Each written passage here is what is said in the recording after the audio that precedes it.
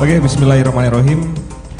Innal hamdalillah nahmaduhu wa nasta'inuhu wa nastaghfiruh wa na'udzu billahi min sururi anfusina wa min sayyiati a'malina may yahdihillahu fala mudhillalah wa may yudlil fala hadiyalah. Asyhadu an la ilaha illallah wahdahu la syarikalah wa asyhadu anna Muhammadan abduhu wa rasulullah nabiyya ba'dah. Allahumma shalli ala Muhammad wa ala ali baitihi wa sahbihi wardallahu ma'an sadatina Abi Bakar wa Umar wa Utsman wa Ali wa ani sahabati ajma'in wa tabi'ina wa tabi'ihim bi ihsanin ila yaumiddin, amma ba'du. Bapak Ibu, abang kakak rahimakumullah dan pemirsa M2 TV, ini direkam ya? Direkam oleh M2 TV ya? Oke. Pagi ini sebagaimana biasa saya mendapatkan tugas untuk menjadi badal atau pengganti dari pembicara utama Ustadz Luqmanul Hakim di forum silaturahmi mamalah dalam Islam, sebab beliau harus ke Tayan untuk meresmikan, ikut peresmian suatu masjid, dan izinkan saya untuk membersamai Bapak Ibu sekalian selama beberapa jam ke depan. Kita akan mendiskusikan suatu hal yang sangat menarik. Jadi Bapak Ibu bawa Al-Quran ya? Ada bawa Al-Quran? Bisa buka surah Yasin? Surah Yasin. Oke. Jadi surah Yasin ini pas saya bangun tidur tadi, ini surah pertama yang saya baca karena mendapat kabar wafat meninggalnya seorang orang tua, Pak Edward Rubis. Kita doakan semoga beliau mendapat syafaat dan diterima di sisi Allah Subhanahu wa taala. Jadi tadi subuh saya melayat takziah ke rumah seorang.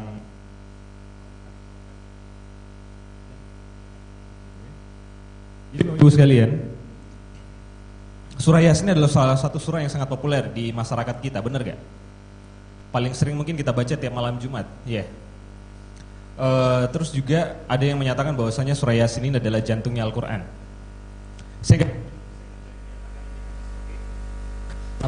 Yang penting adalah bagaimana pada posisi Al-Quran, posisi surah Yasin ini sangat berpengaruh terhadap kehidupan masyarakat muslimin, khususnya bermazhab Syafi'i. Ya, kayak kita orang-orang Nusantara, orang-orang Indonesia, surah Yasin ini sangat berpengaruh kuat, benar gak? Tradisi kita secara turun-temurun itu sering dibacakan tiap malam Jumat, ya. Saya mau berlepas diri dari perdebatan apakah ini sahih atau tidak, tapi setidaknya adalah surah Yasin ini begitu dekat dengan kita, benar gak? Hari ini kita akan mencoba untuk menyelami makna yang terkandung di balik surah Yasin ini. Dan ini ada pesan yang sangat luar biasa. Saya akan bercerita saja karena memang bukan dalam kapasitas saya sebagai seorang pakar tafsir Quran. Saya ingin mengupas sedikit. Ada beberapa kisah dan beberapa perenungan terhadap surah Yasin ini, Bapak Ibu sekalian. Ya. Auzubillahi minasyaitonirrajim. Bismillahirrahmanirrahim. Yasin. Bapak Ibu sekalian, Yasin ini tidak punya makna. Ya. Ini adalah huruf-huruf yang tersusun tanpa makna, yang diucapkan dan ditampilkan di dalam Al-Quran untuk menarik perhatian. Kalau kita perhatikan Bapak Ibu sekalian ya, semua redaksi ayat, semua ayat yang muncul setelah huruf-huruf seperti ini, misalnya Alif Lam Mim, Toha, Kaf, Ha, Ain, Shad dan sebagainya, itu pasti berbicara tentang kebesaran Al-Quran, benar gak? Contoh misalnya Alif Lam Mim, Zalikal kitabu la raiba fihi hudal lil muttaqin. Itu adalah kitab yang tidak ada keraguan di dalamnya sedikit pun. Kayak begitu ya. Jadi semua ayat termasuk Yasin wal Qur'anil Hakim dan Al-Qur'an yang penuh hikmah pasti akan membicarakan kebesaran Al-Qur'an. Satu-satunya ayat yang dimulai dengan huruf-huruf seperti ini yang tidak secara langsung menjelaskan kebesaran Al-Qur'an itu cuma surah Ar-Rum. Alif Lam Mim, Gulibatir Rum dan sebagainya. Tapi pada dasarnya menurut saya pernyataan yang muncul, ayat yang muncul setelah di surah Ar-Rum ini, setelah kata Alif Lam Mim ini juga menjelaskan mujizat Al-Quran. Bapak Ibu sekalian, kalau buka surah Ar-Rum itu menjelaskan tentang suatu kejadian yang terjadi di masa lampau ketika ayat itu turun. Ya, jadi semua huruf-huruf, semua ayat-ayat dalam Al-Quran yang dimulai dengan huruf-huruf seperti ini, itu selalu menjelaskan kebesaran Al-Quran setelahnya. Ya Bapak Ibu sekalian ya. Oke, sepakat sampai di sini, paham ya? Kita coba memasuki mendalami surah Yasin biar ketika kita baca kita punya feel-nya, ada rasanya kayak gitu ya. Kita seperti menghayati isinya, Bapak Ibu sekalian ya. Wal Qur'anil Hakim, dan demi Al-Qur'an yang penuh hikmah. Bapak Ibu sekalian, setiap Allah Subhanahu wa taala bersumpah terhadap sesuatu, di sini dia bersumpah dengan apa? Dengan Al-Qur'an. Demi Al-Qur'an yang penuh hikmah. Saya nggak ingin mendefinisikan hakim dulu ini, apa maksudnya penuh hikmah di sini. Tapi saya ingin mengajak Bapak Ibu sekalian untuk memahami mengapa Allah Subhanahu wa taala bersumpah dengan kata hikmah, dengan kata Al-Qur'an ini. Biasanya sumpah seperti ini satu konteks dengan surah Wal Asr, demi masa. Masa ini, waktu ini, demi waktu, ini menjadi bukti. Bukti apa? Sesungguhnya manusia dalam kerugian. Innal insana lafi khusr. Artinya apa yang membuat manusia, apa yang membuktikan bahwasanya manusia itu dalam kerugian? Masanya, kayak gitu ya. Wal Qur'anil Hakim, demi Al-Qur'an yang penuh hikmah. Bapak Ibu sekalian, apa makna hikmah di sini? Wal Qur'anil Hakim, demi Al-Qur'an yang penuh hakim, hikmah. Bapak Ibu sekalian, para pakar tafsir memaknainya sebagai 3 hal. Yang pertama, Al-Hakim di sini bermakna sebagai demi Al-Qur'an yang penuh dengan kebijaksanaan, pelajaran-pelajaran penting. Bapak Ibu sekalian, kalau kita cermati Al-Qur'an seperti yang biasa saya ulang-ulang, 2/3 isinya Al-Qur'an ini adalah kisah-kisah atau sejarah-sejarah. Benar gak? Ya. Pertanyaannya adalah mengapa Allah Subhanahu wa taala menurunkan lebih banyak kisah di dalam Al-Qur'an? Gak mungkin dia cuma sekedar dongeng yang kita baca, benar gak? Ini adalah kisah-kisah atau pola-pola yang Allah minta kita untuk jadikan pelajaran, Bapak Ibu sekalian. Untuk tempat kita mencari ilham, mencari apa? Inspirasi ketika kita berhadapan dengan banyak masalah, ya. Wal Qur'anil Hakim. Jadi maknanya pertamanya adalah sebagai demi Al-Qur'an yang pas penuh dengan banyak sekali pelajaran penting, kebijaksanaan, yang dimana pelajarannya ini, pentingnya ini kebenarannya, taraf kebenarannya itu ada hak, nggak bisa ditawar lagi. Bapak Ibu sekalian, kalau ada yang mengenyam pendidikan, jadi kebenaran itu dalam perspektif pendidikan itu ada 2. Ada kebenaran relatif atau subjektif, ada kebenaran objektif dan absolut. Maksudnya kayak gini Bapak Ibu sekalian, agak berat bahasanya tapi saya akan sederhanakan. Kebenaran yang relatif atau subjektif itu adalah kebenaran yang dilihat dari sudut pandang seseorang dan nggak bisa kita standarkan dengan semua orang. Terus ada kebenaran yang sifatnya absolut. Contohnya apa? Kebenaran yang mungkin nggak bisa ditawar-tawar dan pasti benar. Contohnya adalah matahari terbit dari mana? Dari timur ya, benar gak? Dari timur ya. Dari timur dan terbenam di barat. Itu yang absolut. Nggak mungkin kalau ada yang bilang matahari terbit dari barat, kiamat sudah ya. Tapi mestinya sekarang ya, kayak gitu ya. Warnanya Masjid Munzalan itu di Serdang. Kalau ada yang bilang di Afrika Utara, itu bisa salah Bapak Ibu sekalian ya. Jadi ada kebenaran yang memang nggak bisa ditawar-tawar, ada kebenaran yang berdasarkan subjektif, ya. Kayak begitu. Maka kita harus lebih bijak dalam melihat sesuatu. Tapi Al-Qur'an itu kebenaran yang mutlak, nggak bisa ditawar lagi. Berlaku untuk seluruh zaman, seluruh manusia dimanapun tempatnya, itu Al-Qur'an Bapak Ibu sekalian, ya. Dahsyatnya Al-Qur'an. Yang pertama makna hakim. Yang kedua, Al-Hakim itu bermakna sebagai Al-Qur'an ini 2/3-nya tadi kisah. Berarti masih ada sepertiganya kan? Sepertiga dari isinya Al-Qur'an itu adalah hukum-hukum. Hukum-hukum yang mengikat dan mengatur kehidupan manusia. Contohnya apa? Menggunakan jilbab. Benar gak? Ya. Jangan mendekati zina. Itu hukum-hukum yang mengikat kita, ya. Kalau ada negaranya yang mencuri dipotong tangannya, dilarang minum khamar, dalam makan babi, itu hukum-hukum yang mengikat. Artinya apa? Al-Qur'an ini bukan hanya sekedar buku bacaan yang jadikan pelajaran, tapi ada hukumnya. Dia pembawa hukum. Makna yang ketiga daripada Al-Hakim di sini adalah ihkam. Ihkam itu artinya suatu pola, suatu rangkaian yang terpola dan sangat rapi dan sistematis. Itu Al-Qur'an. Bapak Ibu, mungkin kalau misalnya nih, saya seorang politisi, tokoh partai politik, calon anggota dewan atau calon wali kota, saya ngomong hari ini itu belum tentu sama dengan omongan saya di 5 tahun yang lalu. Bisa jadi bertentangan. Ketika musuh-musuh politik saya melihatkan keburukan saya itu bisa dijatuhkan. Bener gak? Karena nggak sesuai ya. Kadang kita manusia ini berubah-ubah. Tapi Al-Quran itu adalah rangkaian yang sempurna, yang tidak ada satupun kalimat di dalamnya itu bertentangan. Itu namanya ihkam. Wal Qur'anil Hakim. Maknanya apa tadi? 3 ya. Yang pertama sebagai apa? Pembelajaran. Ya. Yang kedua sebagai apa? Sebagai ketentuan hukum, ya, yang mengikat seluruh orang Islam. Yang ketiga, dia adalah rangkaian kitab yang sempurna yang tidak mungkin ada yang bertentangan. Itu namanya ihkam atau muhkam, ya. Kayak begitu ya, itu namanya. Jadi di sini makna wal Qur'anil Hakim. Demi Al-Qur'an yang sangat sempurna, sederhananya kayak gitu ya. Sempurna itu apa? Sempurna dari sisi ada banyak pelajaran di dalamnya. Yang kedua, kitab ini juga memuat ketentuan hukum yang mengikat seluruh umat manusia, khususnya kaum muslimin. Yang ketiga, dia adalah rangkaian yang sempurna yang nggak mungkin bertentangan isinya.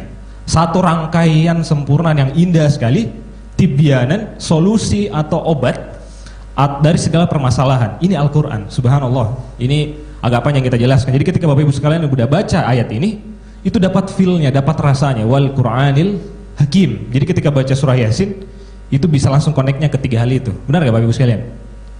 Kita lanjut ya, boleh? Bapak Ibu sekalian, saya ingin kasih gambaran ayat surah Yasin ini turun di kota Makkah, masuk ke dalam surah Makkiyah.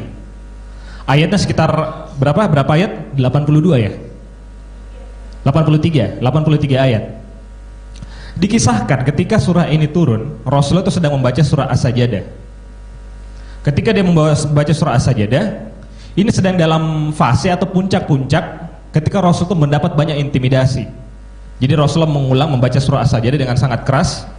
Ada orang-orang Quraisy yang mendengarkan bacaan bacaan Nabi. Kemudian dia mendatangi Nabi, ingin memukulnya. Ketika dia memukul, mereka nggak bisa memukul. Tiba-tiba lehernya tercekak, matanya buta. Ada yang menyebutkan seperti itu. Ya, Bapak Ibu sekalian, intinya bukan di situnya, bukan di kisah ininya, tapi intinya adalah saya ingin kasih gambaran ke Bapak Ibu sekalian. Kalau ada manusia biasa, itu tidak punya jabatan apa-apa, anak muda di suatu kota Pontianak seperti ini, datang tiba-tiba menyampaikan suatu hukum. Kira-kira orang dengar gak? Nggak dengar, benar gak?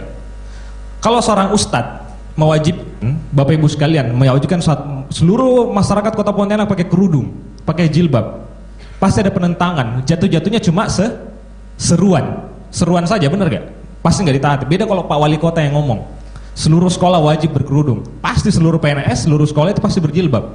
Kenapa? Karena dia punya wewenang. Saya ingin mengajak Ibu membayangkan Nabi ketika menyampaikan Al-Quran. Al-Quran ini bobotnya ada 3 tadi ya.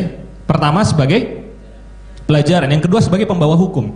Rasulullah ini bukan seorang pemerintah pada waktu itu. Dia nggak punya wewenang.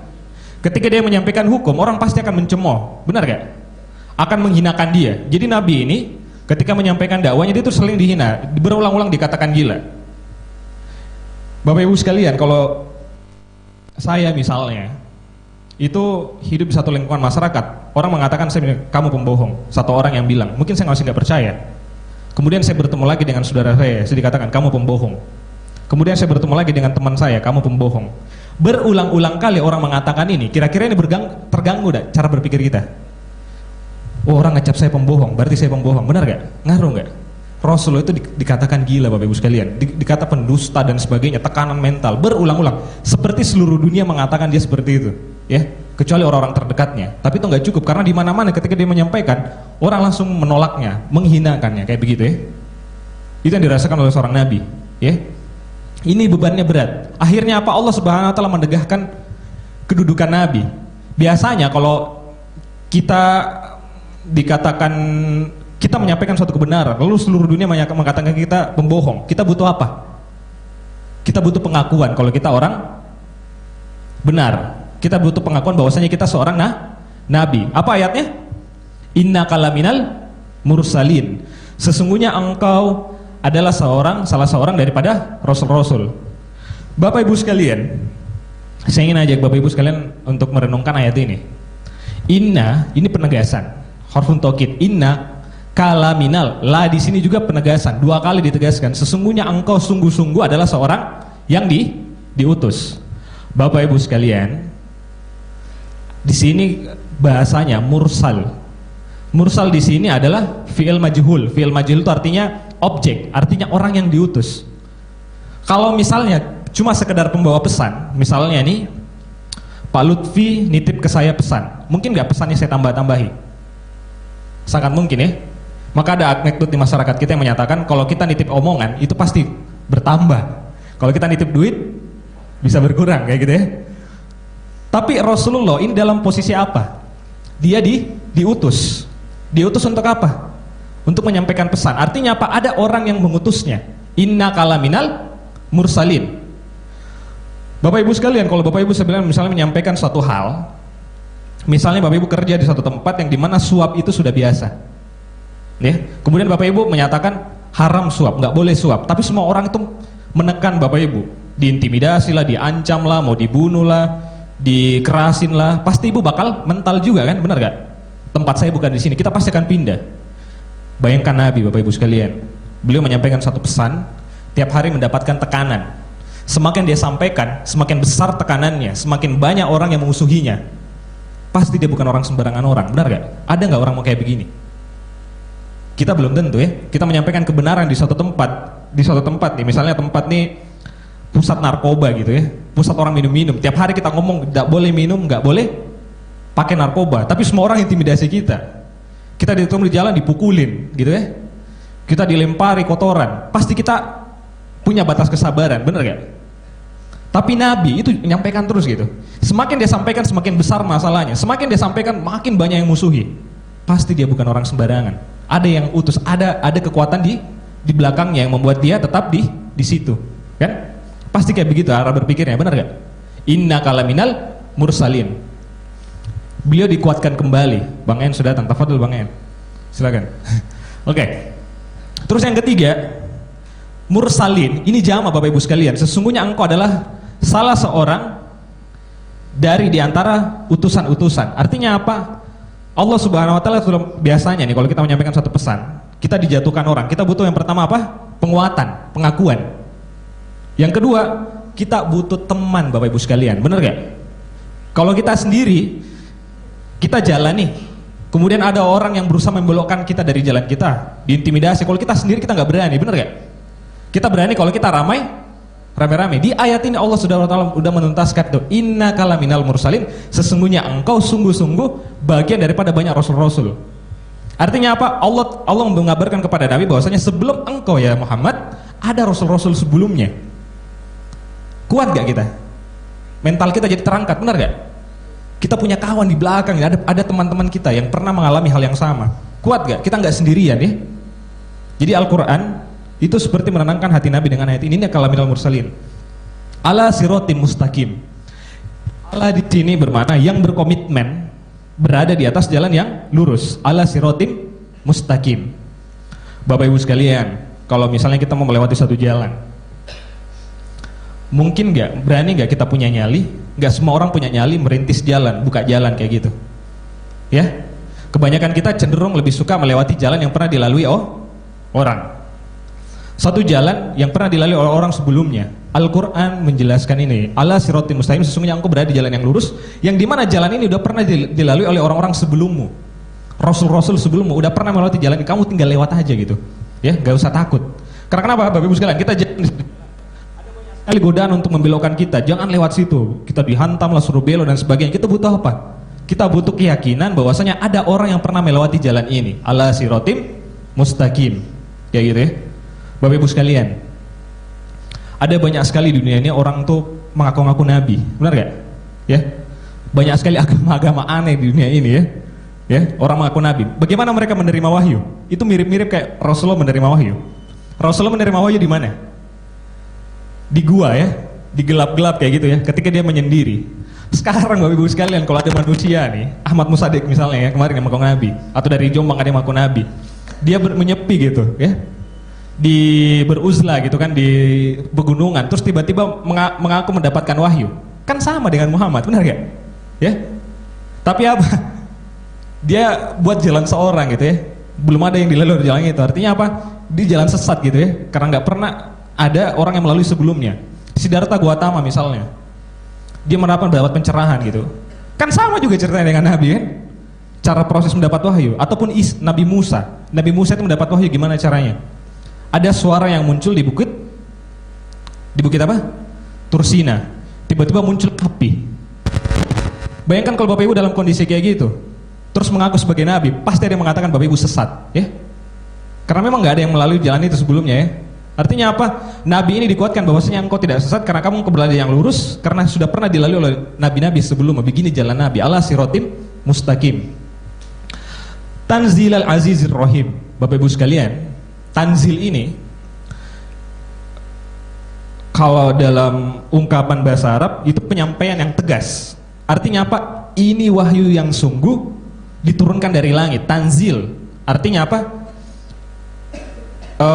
Kalau kita kasih tanda baca itu tegas, tanda serunya itu banyak gitu. Tanzil diturunkan dengan cara sangat tegas, penuh hikmah, pembawa hukum, terangkan dengan cara sempurna, yang diturunkan oleh seorang yang Al-Aziz. Allah Subhanahu wa taala menampilkan dua sifatnya di sini. Yang pertama apa? Al-Aziz, yang kedua Ar-Rahman. Bapak Ibu sekalian, makna Al-Aziz di sini ada dua. Yang pertama, dia perkasa, punya kekuatan, dan yang kedua, dia punya sesuatu hal untuk dihormati. Bapak Ibu sekalian, ada banyak sekali orang punya wewenang, punya keperkasaan, tapi nggak dihormati. Sering nggak menyaksikan kayak begitu?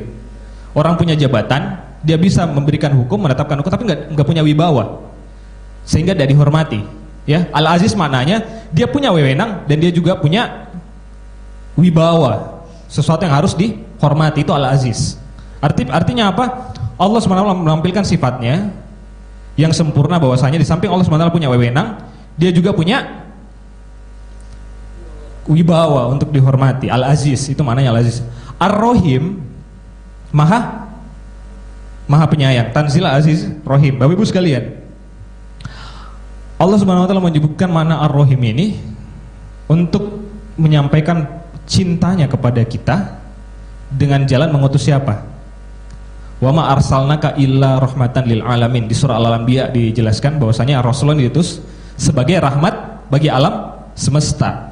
Allah Subhanahu wa taala, bagaimana cara Allah menggambarkan cinta kasihnya dengan cara mengutus seorang nabi yang sangat santun, yang sangat sempurna sifatnya, bernama Muhammad sallallahu alaihi wasallam. Bapak Ibu sekalian, sampai di sini kita paham ya, dua hal. Yang pertama, pesan, dan yang kedua, si pembawa pesan. Pesannya pertama sempurna, yang kita bahas pertama tadi, benar ya? Ya. Yang kedua, si pembawa pesan ini adalah orang yang sempurna. Bapak Ibu sekalian, kalau Bapak Ibu kenal saya sebagai seorang penjahat, terus saya menyampaikan seruan kebaikan, percaya nggak? Nggak percaya kan? Pasti menolak. Pasti Bapak Ibu nggak peduli apa yang saya sampaikan, benar ya? Tapi seorang ini adalah sesuatu yang harus satu paket. Pesannya harus sempurna, Al-Hakim, penuh pelajaran, ada hukum-hukum di sana dan terangkai secara sempurna. Yang kedua, si pembawa pesannya juga harus sempurna. Dan Allah menjelaskan kedudukan Rasulullah sebagai seorang yang sempurna, ala siroti mustaqim, yang berkomitmen berada di atas jalan yang lurus. Sempurna nggak nih? Artinya Nabi sudah datang. Untuk apa? Litunziru kama ma'anzarahum anzara aba'uhum fahum ghafilun. Agar kamu memberi peringatan kepada bapak-bapak mereka yang belum pernah diberi peringatan, oleh karena itu mereka ghafilun, mereka lalai, mereka tersesat dan seterusnya. Bapak Ibu sekalian, Nabi Muhammad ketika ayat ini turun, siapa yang dimaksud kauman di situ? Orang-orang Quraisy, ya. Orang-orang Quraisy ini menetapnya di mana? Di Makkah, ya. Ayat ini turun di Makkah dan disampaikan untuk orang-orang Quraisy, ya. Bapak Ibu sekalian, kita mungkin bertanya-tanya, kok bisa ada berhala di Ka'bah? Pernah nggak kita bertanya-tanya? Ya, padahal dulu ini kan yang bangun Makkah siapa? Ibrahim. Kita mungkin bertanya-tanya, kok bisa ada banyak sekali berhala di sana gitu? Kok ada bisa masyarakat jahiliyah di Makkah, di kota suci loh? Bayangkan, Makkah ini mau dihancurkan sama Abraha, nggak bisa. Ya, Allah Subhanahu wa taala mengutus apa? Burung burung yang datang secara berbondong, ababil ya.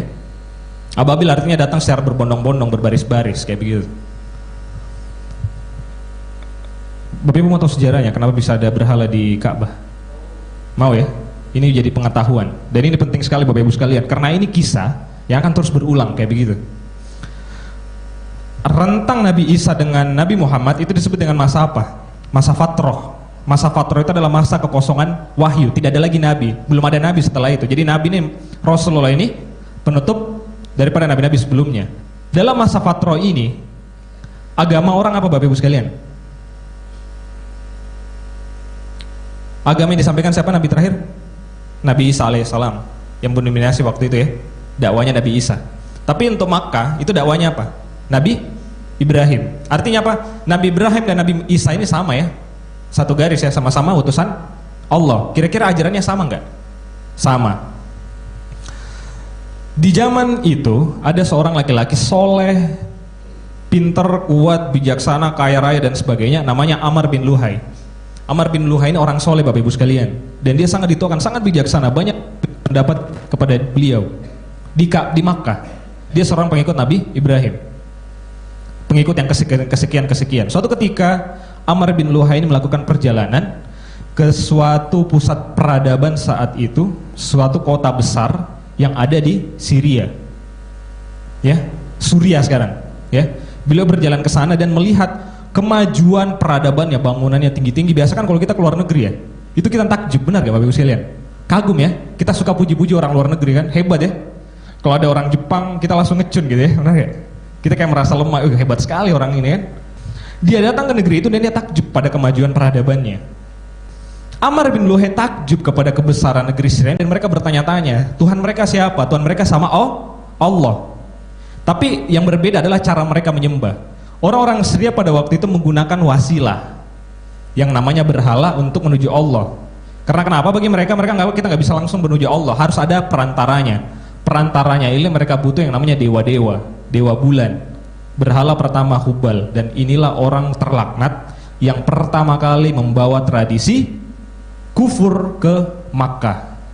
Rasulullah ketika Isra Mi'raj, beliau diperlihatkan bagaimana Amr bin Luhai ini disiksa di neraka, ususnya itu keluar Bapak Ibu sekalian, dan dia menyeret-nyeret usurnya di kerak neraka paling bawah.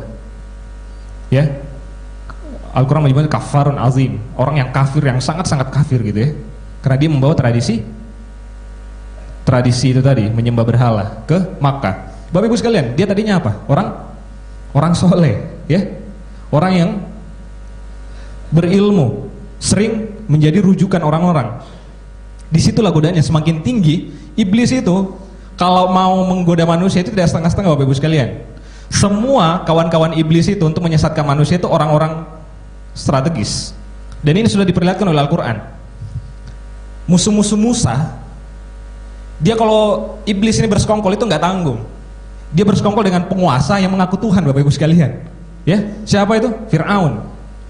Dia bersekongkol dengan orang kaya, nggak tanggung-tanggung orang kaya. Jadi bersekongkol dengan seorang kaya yang kekayaannya itu untuk membawa kunci gemboknya aja itu 7 karung. Siapa dia?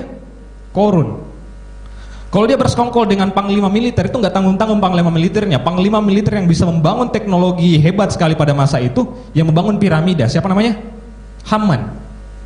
Dia kalau bersekongkol dengan orang pintar itu nggak tanggung-tanggung orang pintarnya, orang yang pintar sekali sampai dia bisa membodohi orang-orang Bani Israel pada waktu itu dengan menciptakan replika Tuhan dari patung sapi. Siapa namanya? Samiri. Iblis itu selalu mencari orang-orang strategis, orang-orang hebat untuk dijadikan kawan untuk menyesatkan manusia. Efeknya banyak Bapak Ibu sekalian. Kalau dia menyesatkan orang biasa itu efeknya nggak ada gitu. Selalu orang-orang besar, ya. Selalu orang-orang yang punya pengaruh. Semakin tinggi itu semakin gede iblis yang goda, setannya itu makin gede Bapak Ibu sekalian, ya. Amr bin Luhai ini orang soleh, kurang apa dia dermawi dan sebagainya, tapi dia terpukau, kagum sama pelajaran pentingnya apa Bapak Ibu sekalian? Kita jangan pernah terpukau sama materi, ya. Semua kejatuhan Islam, bangsa apa dari Umayyah, Abbasiyah, Utsmani seterusnya itu dihancurkan dari orang dalam, nggak pernah dihancurkan dari luar Bapak Ibu sekalian. Dari luar itu hasil akhirnya aja. Kebanyakan misalnya Andalusia, ini imperium Islam yang ada di Eropa, itu maju sekali Bapak Ibu sekalian. Tapi dia dirusak dari dalam. Ketika mereka sudah lemah, baru pasukan salib datang menghabisi mereka. Itu yang terjadi terus berulang. Umat Islam itu nggak pernah dihancurkan dari dalam, dari luar, seringkali dari dalam oleh orang-orang Islam sendiri.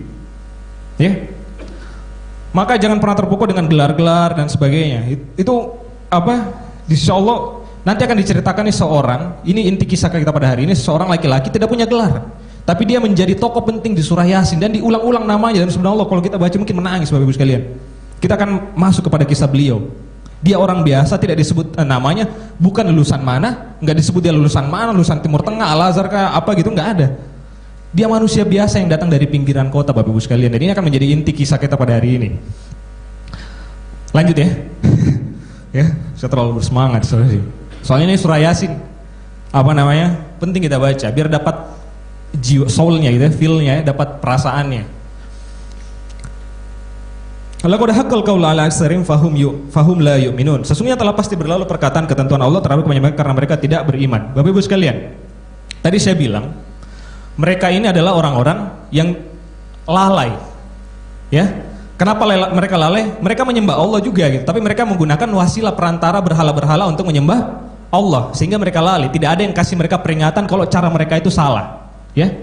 Hingga akhirnya Allah Subhanahu wa taala mengutus nabi dan menyampaikan bahwasanya cara mereka itu salah, dilarang menyembah barang-barang itu. Menyembah langsung kepada Allah, tak perlu pakai perantara, ya. Tidak perlu mendatangkan kuburan-kuburan orang soleh, tidak perlu. Murnikan kembali akidah, tidak perlu kita pakai perantara, langsung kepada Allah Subhanahu wa taala. Apa perintahnya? Berdoa langsung kepada Allah kayak gitu, menyembah langsung kepada Allah. Enggak perlu pakai ritual-ritual perantara, kemenyan lah, bakar ini lah, bakar itu enggak perlu gitu ya. Tapi apa? Kebenaran telah datang, mereka disampaikan dakwah kepada orang-orang Quraisy ini, tapi mereka menolak. Kemudian Allah Subhanahu wa taala bilang apa? Inna ja'alna fi anakihim aglalan fayal asqani fahum muqmahun. Allah kasih mereka belenggu di lehernya kayak begini Bapak Ibu sekalian. Kalau kita kasih belenggu setinggi ini, bisa enggak kita balik? Kita nggak bisa menoleh ya. Dibelenggu lehernya.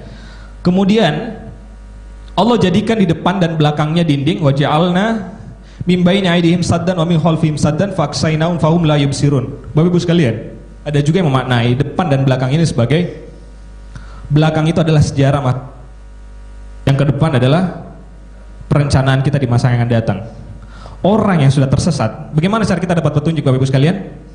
Pertama, perhatikan sekeliling kita. Kalau kepala kita sudah dibelenggu kayak gini, bisa nggak kita melihat begini? Semacam perumpamaan bahwasanya orang yang sudah tersesat itu orang yang kepala itu sudah kayak kepala batu kayak begitu ya. Menoleh ke sekitar tidak bisa lagi. Jadi cara kita untuk mendapat hidayah apa? Kita perhatikan sejarah kita. Ya, perhatikan Al-Qur'an. Maka Al-Qur'an isinya sejarah-sejarah. Perhatikan kita mau kemana nanti, akhir kita mau mati kayak gimana, kata Bang En semalam, kita mau mati seperti apa, closingnya Bang En sama temannya. Jadi temannya itu semalam ngobrol sama Bang En, Bang Hendra namanya, orangnya jenaka sekali, orang Sambas. Jadi pas Bang En bilang kayak begitu, kami di perjalanan itu cuma ngomongin mati Bapak Ibu sekalian. Mau matinya bagaimana, apa yang kita persiapkan sebelum kematian, dan apalagi ada 3 ya Bang ya? Kapan dan bagaimana. Itu pertanyaan yang perlu kita ulang-ulang untuk masa depan. Rasulullah bilang orang yang paling cerdas adalah orang yang mengingat mati, kematian. Itu masa depan. Kematian itu terjadi di masa depan dan itu dekat banget gitu. Semakin bertambah umur kita semakin dekat ya. Ya. Bukan semakin panjang umur, bertambah umur kita itu. Semakin tambah umur itu semakin berkurang umur kita. Semua ada jatahnya. Kullu nafsin za'iqatul maut. Itu orangnya itu orang yang terbelenggu itu nggak bisa menoleh lagi, dia nggak bisa belajar kemana-mana, udah terbelenggu, udah kayak begitulah, betekuk gitu ya, betekuk bahasanya ya, bahasa Melayunya ya.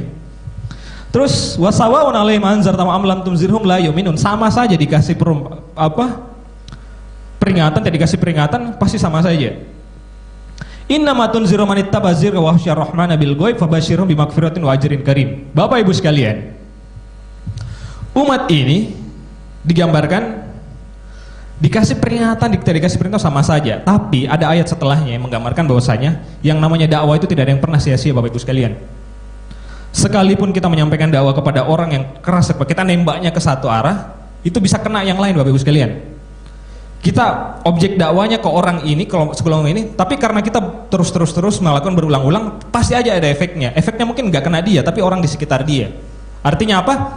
Saya ingin mengajak Ibu menggarisbawahi sini, orang yang menerima seruan itu akan dianugerahi oleh 2 hal. Fabashirhu, berilah kabar mereka gembira, bimakfiroh. Makfiroh yang pertama, ampunan dan ajrin karim, dan balasan yang mulia. Tolong digaris bawah ini Bu ya, nanti akan berulang ayat ini penting banget. Yang pertama magfirah, yang kedua nanti Ibu akan tercengang ketika mendapati ayat-ayat berikutnya. Kata ini akan berulang dan akan melengkapi cerita kita pada hari ini ya. Inna nahnu nuhyil mauta wa naktubu ma qaddamu wa asrahum wa kullu syai'in ahsaynahu fi imamin mubin. Sebenarnya kami menghidupkan orang mati dan kami menulis apa yang telah mereka kerjakan dan mereka tinggalkan, dan segala sesuatu itu terkumpul dalam kitab Lauh Mahfuz. Maka masuklah kita pada inti cerita kita pada hari ini di surah ke-12. Bapak Ibu sekalian, siap-siap. Ya, ini inti cerita dari kita pada hari ini, dan ini mengisahkan tentang sebuah kisah yang sangat luar biasa sekali Bapak Ibu sekalian. Ya, dan tidak akan ditemukan di novel-novel manapun gitu. Tidak ada manusia yang bisa menulis roman seindah ini, kisah kepahlawanan seindah ini. Apa kisahnya? Allah bilang apa? Wadrib lahum masalan ashabal qaryati iz ja'ahal mursalun. Dan buatlah bagi mereka suatu perumpamaan, yaitu penduduk satu negeri ketika utusan-utusan datang kepada mereka. Ini menceritakan suatu, jadi Nabi diceritakan suatu pola apa yang terjadi pada masanya, itu pernah terjadi lalu. Allah Subhanahu wa taala menyampaikan kisahnya sekarang. Untuk apa? Untuk jadi pelajaran. Bagi siapa? Bagi Rasulullah Muhammad SAW yang pertama. Yang kedua bagi siapa? Bagi kita Bapak Ibu sekalian yang datang. Kalau kisah ini tidak bermanfaat, Allah pasti nggak menaruhnya dalam Al-Quran. Kisah ini luar biasa, ditaruh dalam Al-Quran, ada tujuan Allah Subhanahu wa taala. Untuk dijadikan pelajaran oleh berjuta-juta manusia yang datang setelah Nabi. Untuk kita jadikan pelajaran Bapak Ibu sekalian. Kisah ini gitu, ya, lebih indah dari banyak sekali kisah-kisah. Ada banyak sekali pelajaran di sini. Apa namanya, luar biasa sekali di sini. Ini maka saya minta Bapak Ibu sekalian untuk perhatikan benar-benar. Termasuk pemirsa yang ada di rumah. Iz arsalna ilaihi musnaini fakazzabuhuma fa'azzazna bisalisin faqalu inna ilaikum mursalun. Bapak Ibu sekalian, ada riwayat yang menyatakan bahwasanya ini kisah yang terjadi sebelum Rasulullah ada suatu kota yang berada di bawah kekuasaan Romawi. Nama kota ini namanya Antioquia. Ya. Suatu kota yang diisi oleh banyak sekali pembangkang. Kota ini dipenuhi oleh segerombolan umat. Disebut di sini katanya Korea. Korea artinya kota kecil, hometown, kayak Pontianak lah, ya. Kota kecil. Ashabul Korea isja'al mursalun, ada nabi yang diutus kepada mereka. Dikabarkan bahwasanya orang yang diutus ini adalah Al-Hawariyun. Siapa itu Hawariyun? Muridnya Nabi Isa. Ya, muridnya Nabi Isa diutus kepada mereka, penduduk Antioquia. Iz arsalna ilaihi musnaini. Berapa orang yang diutus? Dua orang. Bapak Ibu sekalian, kota kecil sekota Pontianak itu butuh 2 utusan. Biasanya satu masyarakat itu 1 utusan, 1 nabi aja kan? Ini apa? Saking membangkangnya 2 nabi Bapak Ibu sekalian. Berapa nabi yang diutus kepada mereka? Langsung 2, saking bebalnya kaum ini. Kemudian apa? Fakazzabuhuma. 2 orang ini pun masih didustakan gitu, masih ditolak sama mereka. Kemudian Allah SWT apa? Fa'azzazna bisalin, nambah lagi utusannya jadi 3. Bapak Ibu sekalian, masih ingat gak musuh Fir'aun siapa? Musuh Nabi Musa siapa? Fir'aun. Tengok kawan-kawan Fir'aun, ada Haman, ada Samiri, ada siapa? Korun. Luar biasa nggak? Dia butuh bantuan ya? Butuh. Siapa yang bantu dia? Harun. Harun ya? Cuma 2 aja. Bayangkan orang itu saking hebatnya ya, hebat banget musuh Musa itu ya. Tapi ini lebih hebat lagi. Bayangkan ada 3 utusan yang dikirim kepada mereka. Fa'azzazna bisalis, ada 3 nabi yang diutus kepada mereka. Saking membangkangnya. Faqalu inna ilaikum mursalun. Mereka mengatakan bahwasanya kami adalah orang-orang yang diutus untuk kepada kalian. Apa kata mereka, kaum-kaum yang diutus ini? Pernyataan mereka menjelaskan kebobrokan akhlak mereka dan kehancuran cara berpikir mereka. Qalu ma antum illa basyarun mithluna wa ma anzalar rahmanu min sayin in antum illa takzibun. Ini Nabi juga mendapatkan perkataan yang sama. Kamu hanya manusia seperti kami. Gak mungkin ente gak mungkin ente nabi, gak mungkin ente utusan. Ente manusia gitu kan. Ente ke pasar juga gitu kan, nikah juga, makan juga gitu kan. Rasulullah kan dapat kayak gitu. Rasulullah mengaku nabi, dia diolok-olok. Kok dia bisa nabi? Kok dia bisa mengaku nabi? Yakulut to'am, makan makanan juga. Wayam si ila aswaq, jalan ke pasar juga gitu. Kok bisa dianggap nabi gitu kan? Ini perkataan yang berulang-ulang, udah pernah terjadi sebelumnya. Jadi Nabi ketika mendapat ayat ini, mungkin dia berpikir, oh ternyata ada yang pernah mengalami ya sama seperti saya, didustakan dengan dikatakan ente manusia juga, bukan? Seharusnya kalau Allah pengen menyampaikan risalahnya, yang diutus itu siapa? Malaikat, maunya kayak begitu ya. Apa jawaban para nabi ini? Qalu rabbuna ya'lamu inna ilaikum lamursalun. Mereka berkata, Tuhan kami mengatakan bahwa sesungguhnya kami adalah orang-orang yang diutus kepada kamu. Bapak Ibu sekalian, mereka didustakan, lamursalun, ditegaskan. Mereka menegaskan bahwasanya Allah juga menguatkan dia bahwasanya dia adalah orang yang diutus. Wa ma 'alaina illal balagul mubin, dan kewajiban kami tidak lain hanyalah menyampaikan perintah dengan jelas. Bapak Ibu sekalian, kalau ada satu orang yang diutus kepada satu tempat, terus mental, datang kedua orang lagi, mental lagi, datang orang ketiga, mental lagi, pikiran kita apa? Ketiga orang ini gagal, ya. Kalau orang gagal biasanya tidak sempurna, ya. Saya tadi bilang suatu pesan yang sempurna itu yang pertama pesannya sempurna. Ini dakwah yang sempurna ya. Pesannya sempurna dan pembawa pesannya harus sempurna. Kita mungkin mengira bahwasanya ketiga orang ini adalah orang-orang yang gagal karena mereka tidak sempurna. Bapak Ibu sekalian, Allah Subhanahu wa taala menjelaskan karakter ketiga orang ini dengan ayat ini. Illal balagul mubin. Ada dua, al-balag, al-mubin. Bapak Ibu sekalian, ini Nabi punya sifat apa? Tablik, ya, amanah, sidik, tablik. Balagul ini maknanya adalah kemampuan berbicara yang menggugah manusia. Musa kekurangannya apa? Dia tidak, bibirnya cadel kan, dia kurang bisa ngomong, maka dia butuh Harun untuk menyempurnakan tabliknya, cara dia menyampaikan dakwanya. Tapi di sini Allah menjelaskan bahwasanya ketiga nabi ini sempurna semua orangnya. Mereka punya kemampuan retorika yang bagus. Jadi balago itu artinya kemampuan.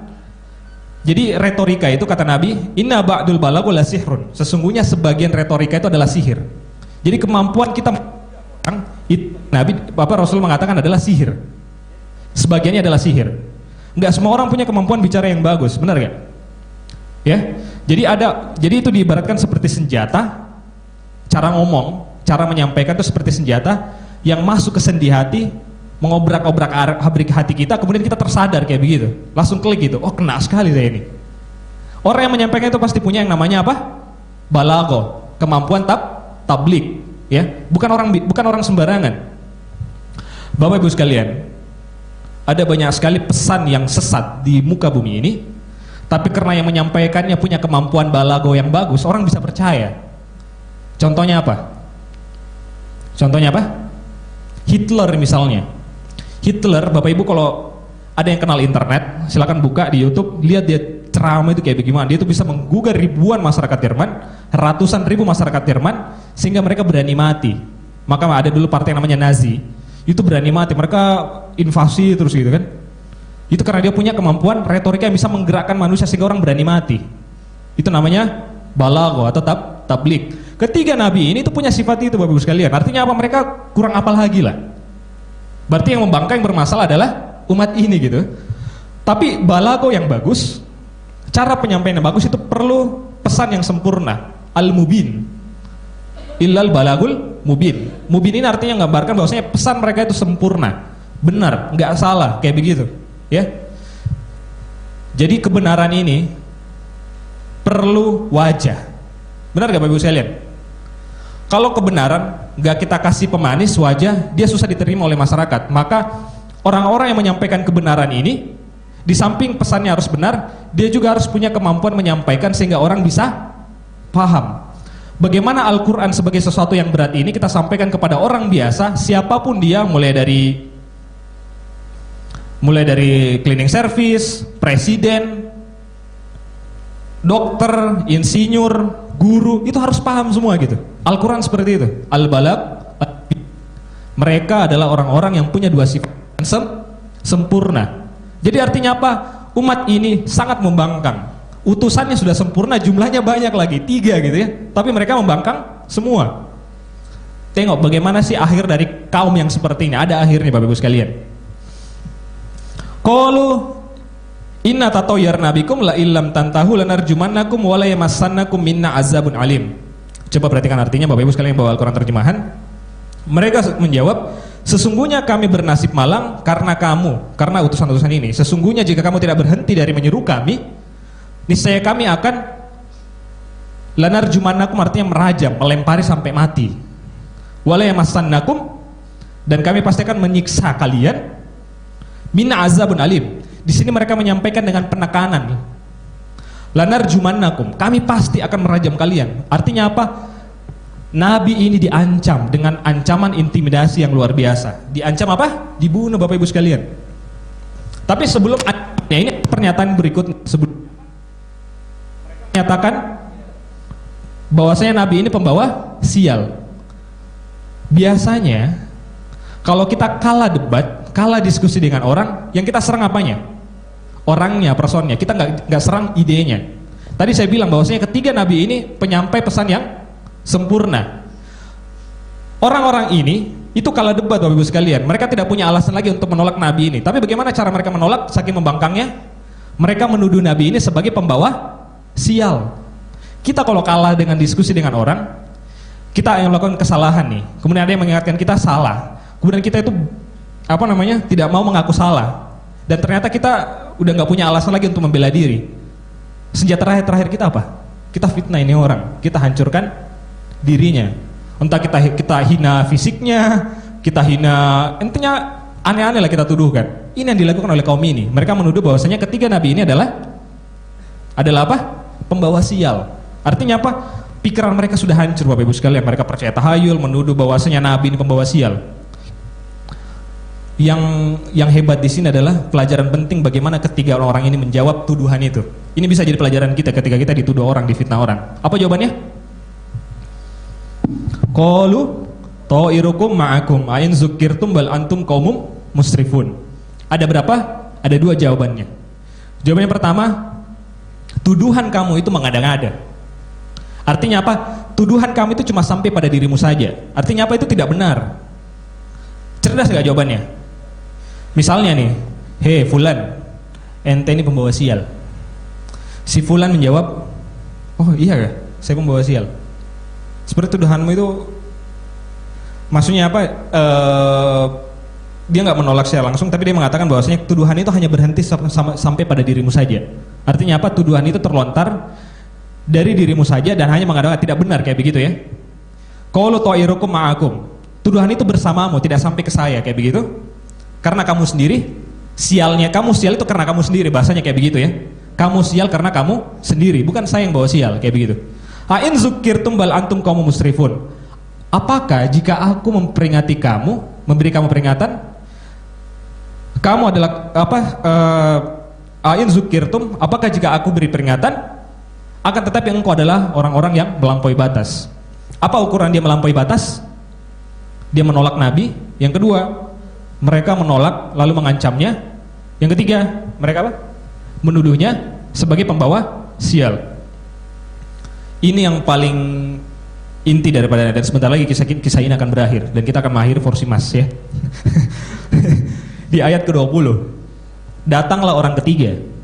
Ini datanglah tokoh utama. Biasanya pahlawan itu muncul terakhir. Benar gak Bapak Ibu sekalian ya? Yang namanya pahlawan itu muncul terakhir.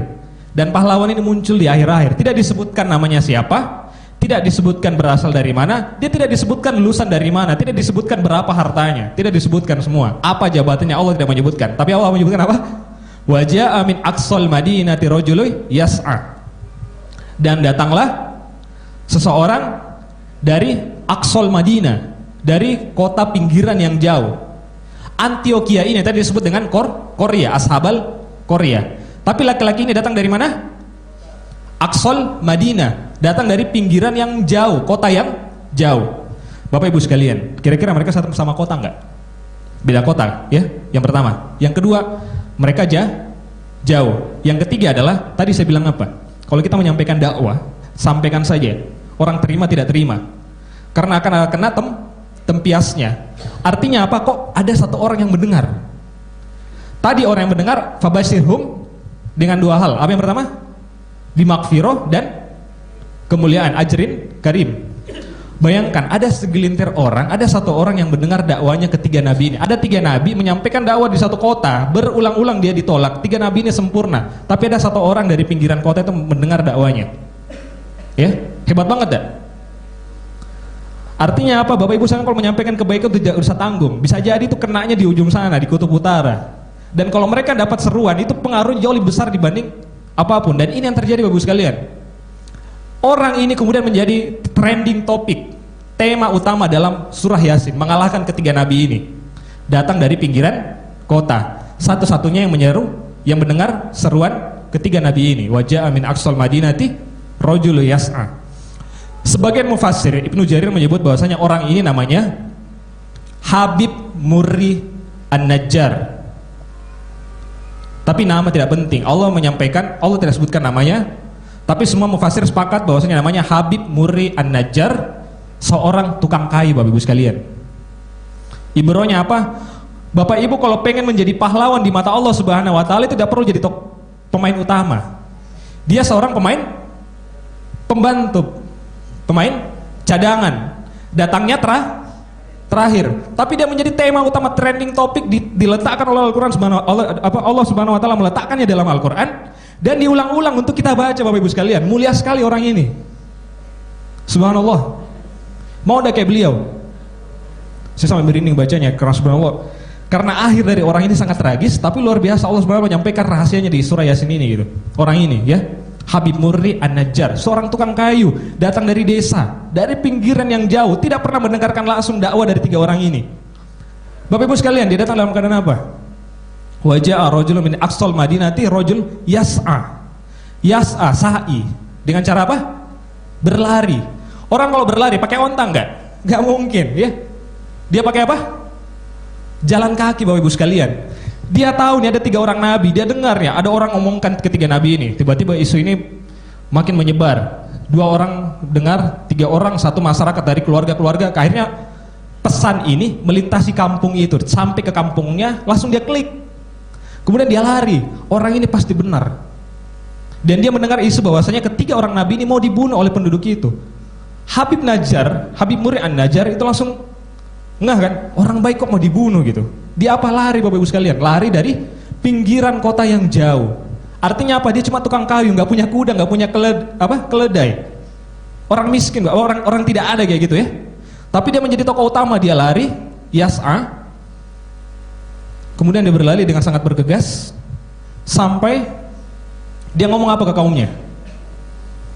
Ya qaumi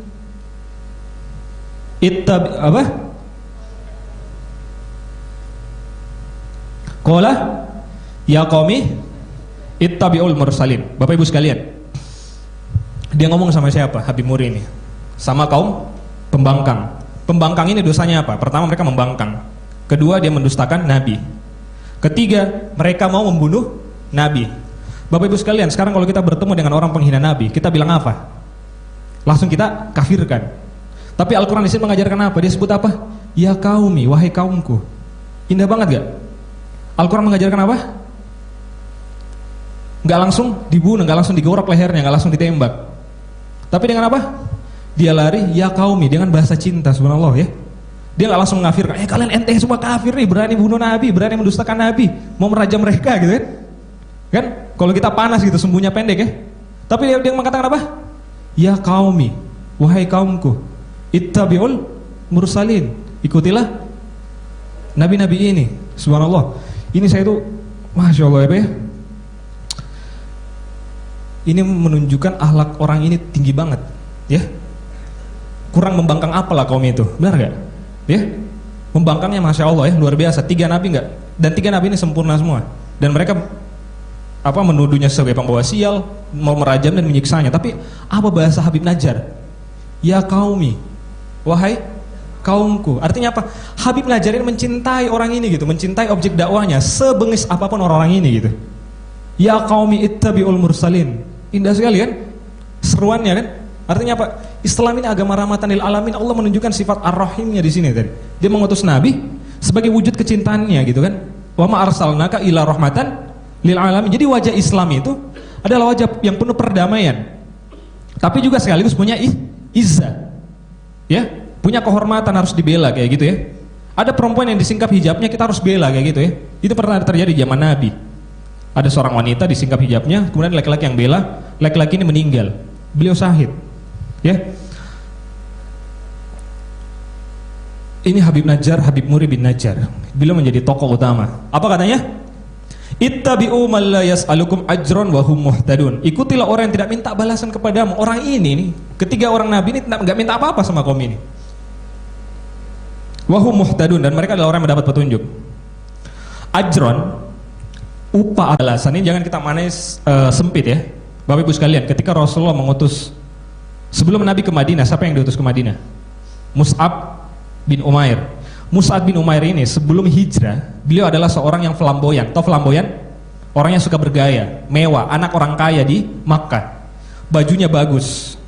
Tapi dikisahkan ketika beliau wafat, saking miskinnya beliau, dia tuh nggak bisa menutupi kain kafan itu nggak bisa menutupi baju badannya secara keseluruhan.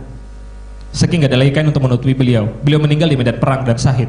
Ini Mus'ab bin Umair, delegasi Nabi sebelum Nabi ke Madinah. Dia mengajarkan penduduk Madinah dakwah. Tapi sebelum beliau, ketika Nabi mengutus Mus'ab bin Umair, kira-kira dibiarkan ya? Bagaimana makannya? Bagaimana kehidupannya? Rasulullah mensuplai, ya. Maka ini menjadi sebab bahwasanya dalam zakat itu ada asnaf untuk orang-orang fisabilillah, ya. Jadi orang-orang fisabilillah perlu mendapat sokongan dari kaum muslimin untuk bisa mereka tetap berdakwah dan bisa melanjutkan kehidupannya secara normal kayak begitu. Ini dilakukan. Jadi ajron di sini maknanya bukan sesuatu kayak begitu. Ajron artinya adalah orang-orang ini cuma mendakwah, nggak punya kepentingan apa-apa. Mereka tidak punya politik. Baik kalian, kemudian kalian ikut kepada Islam, agama saya. Setelah itu dukung saya jadi raja. Ya, mereka tidak begitu. Ya, mereka nggak punya kepentingan apa-apa. Mereka nggak butuh balasan. Mereka menerima dakwah itu sudah lebih daripada cukup. Udah hadiah yang luar biasa. Kemudian apa? Wa ma lil abudul ladzi fatarani wa ilaihi turja'un. Mengapa aku tidak menyembah Tuhan kamu yang telah menciptakan aku dan hanya kepadanya lah kamu semua dikembalikan. Bapak Ibu sekalian, ini perkataan siapa? Allah Subhanahu wa taala mengabadikan perkataan Habib Muri An-Najjar. Dia mengatakan apa? Mengapa aku tidak menyembah Tuhan yang telah menciptakanku dan hanya kepadanya kamu semua dikembalikan. Artinya apa? Habib Najjar ini berbicara dari sisi kaumnya. Dia tuh seperti kayak gini, Bapak Ibu sekalian. Kalau saya pengen mengajak Bapak Ibu untuk sholat, atau suatu masyarakat yang nggak sholat, suatu masyarakat yang suka minum misalnya, suatu masyarakat yang suka minum, saya ingin mengajak mereka untuk meninggalkan kebiasaan mereka minuman keras. Saya nggak bisa langsung mengatakan jangan minuman keras, ya. Mereka pasti tersinggung. Pasti saya bilang, saya dekati mereka, saya berbicara dari sisi mereka. Saya bilang, baiknya saya tinggalkan minuman keras ini gitu. Kenapa? Dia akan merusak diri saya gini-gini. Jadi kita menyindir secara tidak langsung. Misalnya kita menyindir orang yang tidak mau ikut kerja bakti wah saya mau, kita nggak jangan bilang kerja gitu kan, kita kasih tunjuk gitu, kita bilang berbicara dalam konteks diri kita, saya mau kerja bakti, yuk kerja bakti, baru diajak kayak gitu ya. Jadi kita berbicara dari sisi mereka. Ittahizu man dunihi alihatan iyuridin rahmana bidurrin la tukni anni syafa'atuhum syai'an wala yumkizun. Mengapa aku akan menyembah Tuhan selainnya jika Allah yang Maha Pemurah menghendaki kemudaratan kepadaku? Niscaya syafaat mereka tidak memberi manfaat sedikit pun bagi diriku dan mereka tidak pula dengan dapat menyelamatkanku. Bapak Ibu sekalian, cari waktu hening, Bapak Ibu baca perkataan Habib Muri An-Najjar ini yang diabadikan dalam Al-Qur'an, baca berulang-ulang. Ini izal lafi dolalim mubin. Sesungguhnya aku kalau begitu pasti berada dalam kesesatan yang nyata. Bagaimana dia berpolemik, bagaimana beliau membacakan pernyataan-pernyataannya di hadapan kaumnya, menyindir secara tidak langsung. Ya, ini cara yang terakhir ya. Cara tidak langsung untuk mengajak orang kepada kebaikan dengan apa? Dengan menyindir secara tidak langsung. Inni amantum bi rabbikum fasma'un. Sesungguhnya aku telah beriman kepada Tuhanmu, maka dengarkanlah peringatanku. 25 ini selesai Bapak Ibu sekalian. 26 ada yang aneh enggak? 25 26. Kok ada kata-kata qila dahulil jannah? Masuklah ke dalam surga. Nyambung enggak 25 ini? Enggak nyambung. Tadi dia berada dalam kaum, di tengah-tengah kaumnya. Kok bisa sekarang dia ada di surga? Qila dahulil jannah, masuklah engkau ke surga. Artinya apa? Habib bin Muri An-Najjar ini dibunuh Bapak Ibu sekalian. Dibunuh. Ya. Siapa yang bunuh? Kaumnya. Lihat membangkangnya kaumnya ya. Kaumnya ini kurang apa lagi ya? Datang 3 nabi. Kemudian datang seorang laki-laki biasa berbicara dari sisi dirinya, tidak dikafirkan, tidak diapakan, tapi diajak untuk berdialog, merenungkan posisinya. Tapi mereka Habib Najjar dibunuh. Tapi apa balasannya untuk orang seperti ini Bapak Ibu sekalian? Allah balasnya kayak gimana? Coba diperhatikan. Langsung masuk surga, ekspres. Qila dehulil jannah. Itu subhanallah, banyak sekali orang di dunia ini. Bapak Ibu sekalian, saya mau ulangi. Ada banyak sekali orang di dunia ini dalam sejarah manusia itu demi jalan hidupnya sama dengan Al-Quran, berada dalam sirotin mustaqim, itu harus bertaruh nyawa Bapak Ibu sekalian. Harus bertaruh nyawa agar hidupnya sama dengan Al-Quran. Ada banyak orang yang kehilangan keluarga, kehilangan harta, kehilangan nyawanya agar hidupnya itu sama dengan Al-Quran. Luar biasa nggak? Langsung surga ekspres. Qila dehulil jannah, dikatakan masuklah surga. Langsung Bapak Ibu sekalian dia masuk surga. Sekarang Habib Muri An-Najjar ada di mana? Di surga. Surga udah dibuka belum? Yaumul hisab sudah ada belum? Belum, tapi dia udah masuk surga Bapak Ibu sekalian. Dan menjadi trending topik, tema utama. Jadi pahlawan, seorang biasa, bukan tokoh utama, datang dari pinggiran kota, orang biasa tukang kayu dengan cara berjalan kaki. Dia tidak mendengar dakwah ini secara langsung. Dia datang di menit-menit terakhir, berbicara tidak langsung mengkafirkan dengan penuh cinta, kemudian dibunuh. Masuk kemana Bapak Ibu sekalian? Ke surga subhanallah. Jadi apa? Kenapa dia masuk surga Bapak Ibu sekalian? Ada dijelaskan ayat berikutnya. Apa? Ini perkataan pertama yang diucapkan oleh seorang Habib Muri An-Najjar ketika dia berada di surga. Apa dia katakan? Bima ghafaroli rabbi wa ja'alani minal mukramin. Terhadap apa yang Allah Subhanahu wa taala ampunkan kepada aku dan aku telah dimuliakan. Bapak Ibu sekalian, tadi saya minta menggarisbawahi 2 kata. Kata yang pertama apa? Ajron karim. Apa kata yang pertama? Makfiroh. Dan yang kedua, ajron karim. Artinya apa? Jauh hari sebelum kisah ini diceritakan, Nabi mengabarkan bahwasanya siapa saja segelintir orang itu yang mendengar seruanmu ketika banyak sekali orang menolak, berilah mereka kabar gembira dengan ampunan dan pahala yang mulia. Kemana tempatnya orang mendapat doa ini Bapak Ibu sekalian? Kemana? Ke surga.